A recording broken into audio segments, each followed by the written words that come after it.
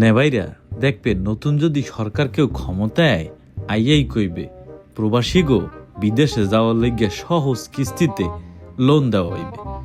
এখন কইতে পারেন ভাই আপনি কি আওয়ামী লীগ করেন?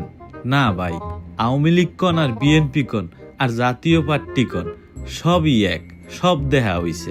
বাংলাদেশে যে চান্দুই ক্ষমতায় আইয়া প্রবাসী গো লইগে কোনো উদ্যোগ লইলে আগে উদ্যোগ লইবে যে কেমনে প্রবাসী গো সহজ কিস্তিতে লোন দেওয়া যায়, যাতে প্রবাসী গো ঘরবাড়ি জাগা জমি বেচা না লাগে, জাগা জমি ঘরবাড়ি বেচা যাতে প্রবাসীরা বিডা হুদা না হইয়া যায়।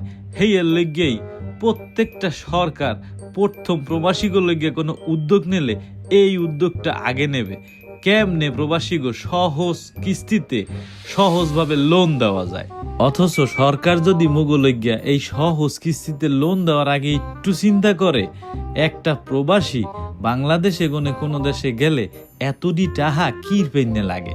ওরে বাংলাদেশের মানুষ সৌদি আরব ওমরা হজে গেলে লাগে 1.5 লাখ টাকা, আর হেই সৌদি আরবে কাম করতে গেলে লাগে 27 লাখ টাকা।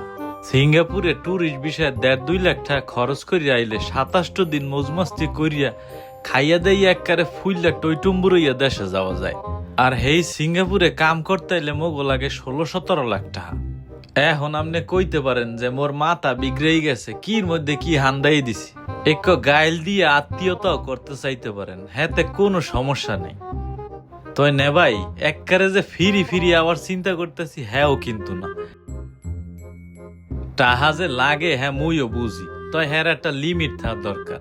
হেয়ার পাইনে যে একবারে 16 লাখ 17 লাখ টাকা মান্য নেওয়া যায় না।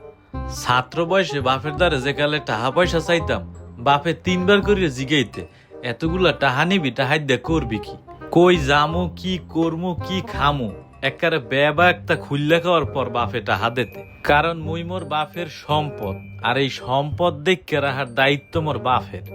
অথচ মোরা রেমিটেন্স যোদ্ধারা, মোরা বলে দেশের সম্পদ, মোরা বলে দেশের অর্থনৈতিক চাক্কাটারে হগল সময় খালি সচলই করিয়া যায়। কিন্তু এই দেশের সম্পদ এই রেমিটেন্স যোদ্ধারা যেকালে ব্যাংকে যাইয়া লোন উড়ায়, 10-12 লাখ টাকা লোন নেয়, মগো দেশের সরকার কিন্তু একবারও জিগায় না ও বেটা তুই এতগুলা টাকা দিয়ে কি করবি, তুই কোন দেশে যাবি, এত টাকা তো লাগে কির পেন্নে।